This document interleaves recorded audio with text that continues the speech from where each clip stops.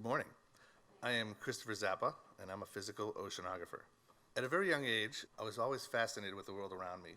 I have memories of driving up to Cape Ann, north of Boston, to go visit the rugged coastline. I would go sailing with my friends, observe the waves, be one with the ocean. I would spend time looking at the waves and how they evolved and how they were generated. The waves had great power, and this fascinated me. This was the beginning of my profession. This is what I study now, the atmosphere and ocean interaction. But early on, oceanography wasn't even on my radar when I was a youngster in high school and college.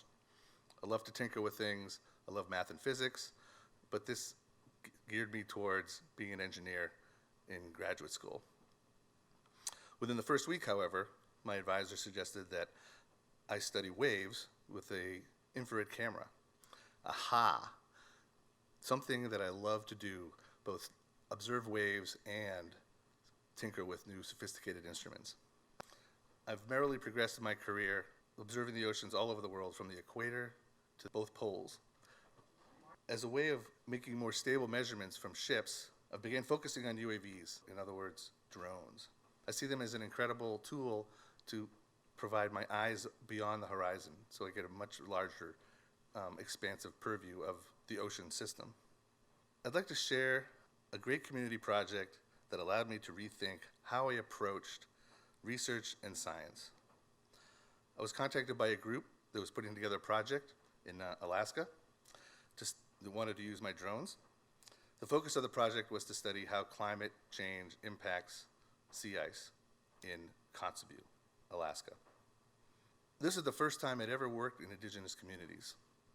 I learned to refocus, to adapt my approach to research, to view the problem from a completely different perspective. And what's at stake for the indigenous communities?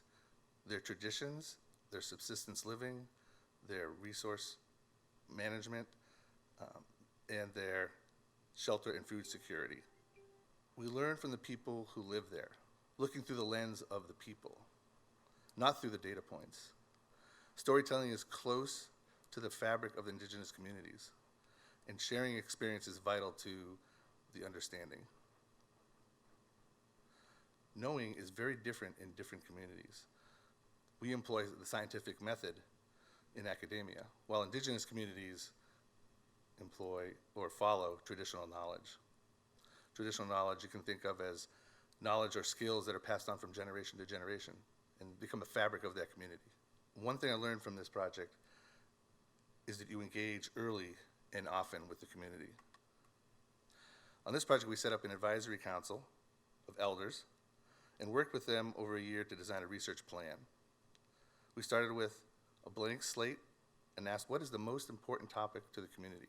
This community-based research design is a basic form of co-production, which is the iterative or collaborative process involving diverse types of expertise and people. The result of co-production with the Advisory Council of Elders was to understand that traditions have an underlying importance in the community. And one in particular is the seal hunt for subsistence living. The traditional hunt involves two types of seals, ring seals and bearded seals.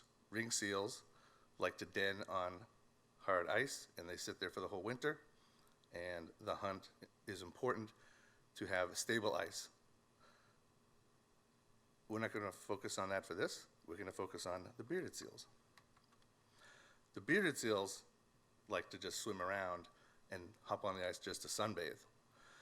So the importance for understanding their habitat is, when are they allowed to come into the sound, and when are the community able to go out into the sound? So here's a picture of seals along the coastline sunbathing because they were allowed to come into the sound on these ice rafts. The fishermen, or the hunters, are only allowed to go out to where the seals are when the coastline, right near the coast, breaks up. So there's this ebb and flow of what is the timing between when the seals arrive and when the fish and the hunters can go out to where the seals are. So we focused our research on the spring melt season, which coincides with this bearded seal hunt. We interviewed elders to know what the bearded seal needs and what the hunters need. We used tribal records to determine when the hunts typically begin and when they ended.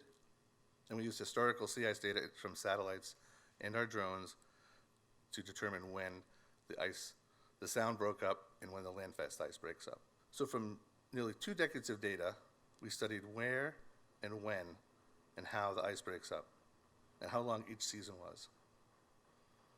We found there's a shift in the season and a shortening. So here's a satellite image of Kotzebue Sound. You can see it's fully ice covered back in the late 2000s. And more recently, roughly the same date for the next 2 previous years, the sound is completely empty. And there's very few ice flows. And to get there, the hunters had to go great distances. What we learned was that while the hunters could get out at the same time every year, because the sound opened up and the seals came in, the hunt was shortened by roughly 3 weeks. So even though the data implied a threat to their traditional way of life, the elders determined to sustain their traditions. And our collaborative work has helped to provide possible approaches for adapting to this climate change. So a current successful hunt would mean frequent shorter trips closer to shore whenever the ice flows are closer to shore. So this adaptation allows for the traditions to persist. Just as observation is critical to understanding the world we live in, I see adaptation as equally important. Just as I adapted my research in a way that was directly impactful to a community, the elders adapted their way of hunting to prolong their traditions.